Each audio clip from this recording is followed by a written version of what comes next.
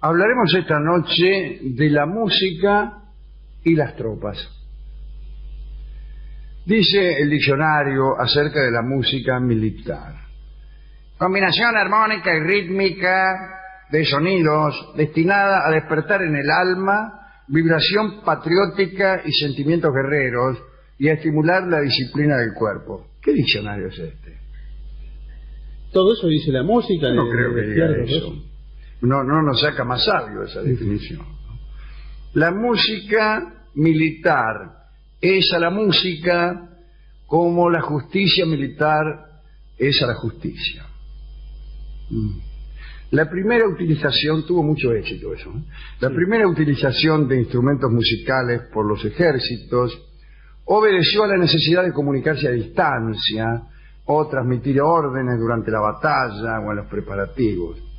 Aquellos primitivos instrumentos fueron de percusión, dice acá, pero muy pronto se comenzaron a utilizar otros de viento, obtenidos de objetos al alcance de cualquiera. Cuernos de animales, no están al alcance de cualquiera los cuernos de animales. Caracolas, silbatos de hueso. Bueno, se han encontrado estas cosas en numerosos yacimientos arqueológicos, junto a los restos de soldados y en los escenarios de los combates. Así que... Y ya por eso, que tocaban con eso. Que tocaban la corneta.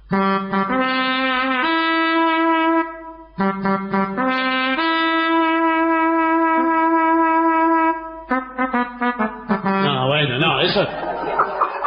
No me despierta el espíritu patriótico. Empezaba bien, pero después le agregamos eso. Sin embargo, la cucaracha sirvió mucho con ese propósito.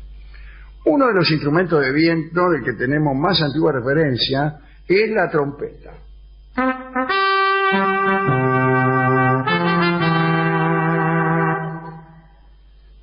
Sí, no puedo más de patriotismo. Ya está.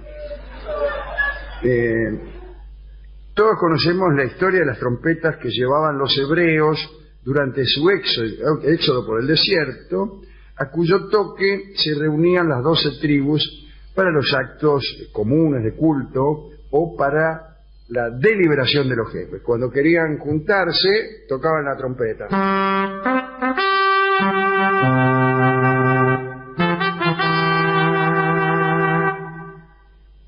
Y se juntaban. ¡Qué maravilla! Esas mismas trompetas fueron posiblemente las utilizadas como arma contra la famosa ciudad de Jericó, ¿no? Recuérdese que sucesivamente sitiada por los israelitas, la ciudad se rindió recién después de que sus murallas fueran milagrosamente derribadas por 7 sacerdotes que tocaban la trompeta, y también por el griterío. ¿También? O sea, que al mismo tiempo tocaban la trompeta y gritaban, no sé cómo hacían. Es muy difícil tocar la trompeta al mismo tiempo que uno grita. Sí, le sale como eso la me lo dijo bubucela. Gillespie cuando lo conocí. Sí. Bueno, dicen que la ciudad fue reconstruida 500 años después. Digo, como se tomaban tiempo para todo. Los griegos clásicos también utilizaban instrumentos de viento y de percusión durante sus actividades guerreras. En la batalla de Maratón, una batalla contra los persas, ¿recuerdan? En el año 490 a.C., los griegos se enteraron de la victoria cuando dejaron de oír los cornos persas. Estaban dele, no habían dejado de sonar en toda la batalla. Cuando dejaron de tocar, los griegos dijeron, les ganamos. No, ya está. Porque un ejército derrotado no se va a entretener tocando el corno, y menos el corno persa.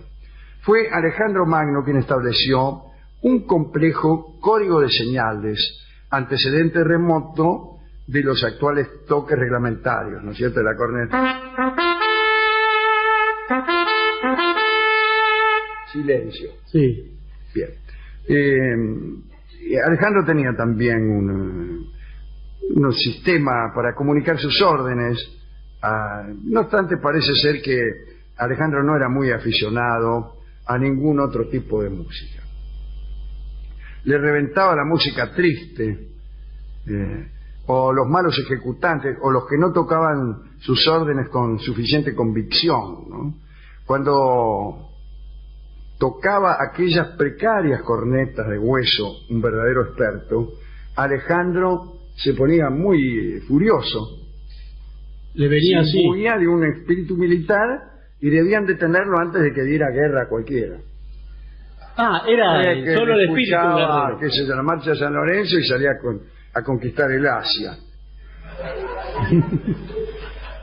Sin embargo, alguna vez yo oí que él tocaba muy bien la cítara y que el padre lo reprendió. Filipo de Macedonia le dijo que un rey no debía tocar muy bien, tenía que tocar más o menos, porque tocar muy bien ya los indicaba como vanáusico, como alguien que hacía su trabajo con las manos, y entonces un noble debía tocar más o menos, pero tocar bien no. Los que tocaban bien ya eran personas de las clases inferiores, artesanos más. Artesanos, claro, esos tipos de cosas.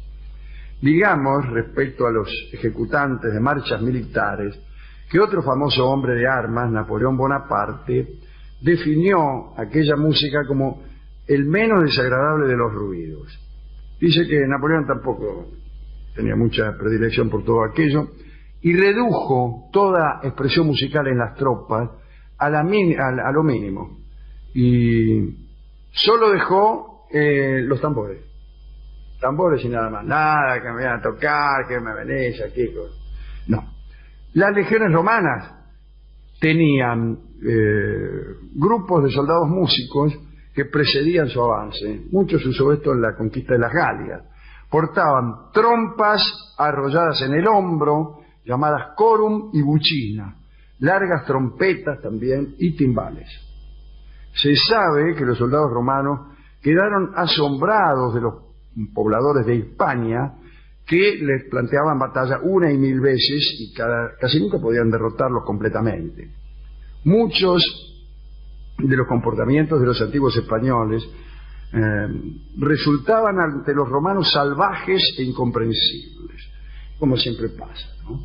Cuando uno es el centro del mundo, como eran los romanos, todo lo que hacen los demás es salvaje e incomprensible. Quizá lo que más les impresionó fue lo siguiente: parece que en una oportunidad los romanos debieron enfrentarse con tribus celtibéricas que utilizaban un tambor hecho con la piel de su jefe muerto en la pelea para excitar con su sonido la furia y la venganza en el combate.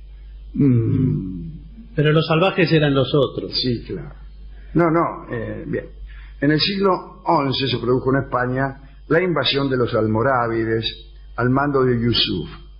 Provenían de las regiones desérticas del Atlas, del África, ¿no? Una montaña del norte de África, y propugnaban un estado teocrático fundado en el Corán, que debería destruir no solo la cristiandad, sino también los musulmanes que ya estaban en la península. Ahora bien, Yusuf y los guerreros, vestidos enteramente de negro, arrasaron los reinos andaluces y de inmediato se lanzaron contra los reinos cristianos, entre los que se destacaba la Castilla de Alfonso VI. Al poco tiempo se produjo una batalla muy extraña.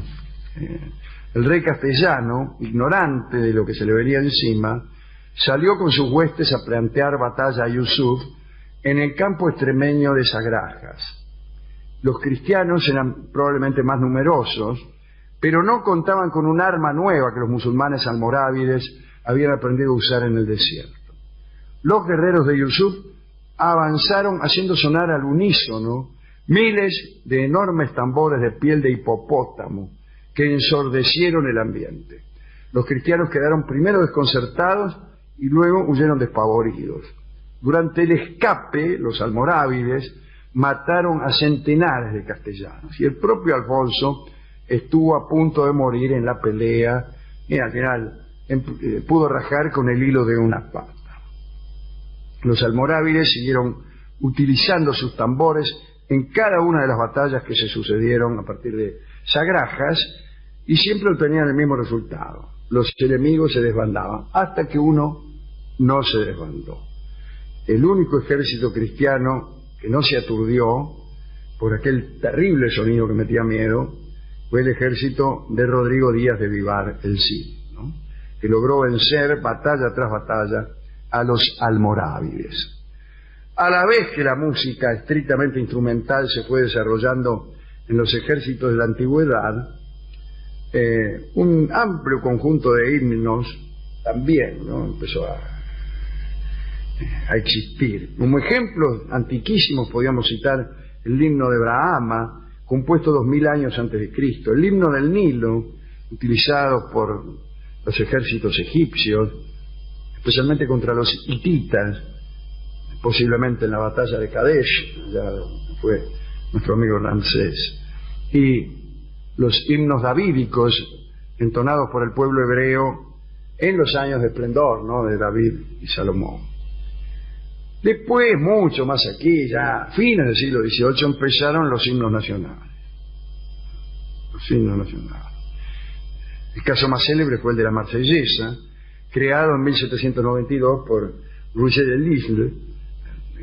Eso fue durante la marcha sobre París de los revolucionarios, ¿no? Parece que el tipo la había traído de la casa y se puso a cantarla solo, junto a las barricadas, y pronto la entonó todo el pueblo.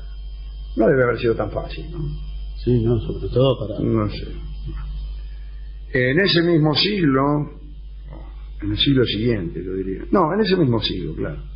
Están hablando de Haydn y de Mozart, que compusieron muchas marchas, y las de Haydn especialmente inspiraron los himnos nacionales de Rusia y de Austria. Para terminar, digamos que la lucha por la unidad italiana contó con un aliado musical impresionante, que no era otro que Giuseppe Verdi.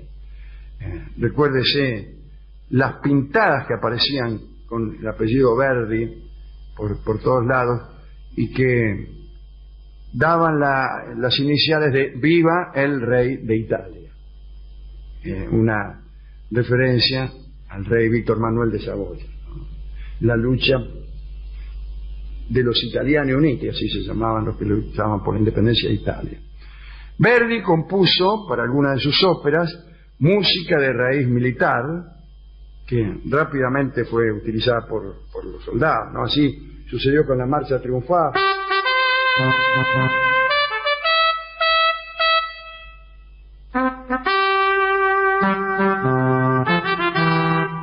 No, eso es... Arranca que parecía, ¿eh? La Marcha Triunfal de Aida, o con el coro de esclavos de Nabucco. Y esta última pieza era la música preferida por los partidarios de la unidad italiana, y se la cantaban con odio a las autoridades austríacas, imperiales, que estaban instaladas allí, ¿no? Que dominaban una buena porción del norte italiano como parte del imperio austrohúngaro. Y entonces se la cantaba en la cancha de fútbol, o así. Ah, me parece que no, sí. Y todos los miraban y hacían va pensiero, es raro, y así caían los imperios uno tras otro.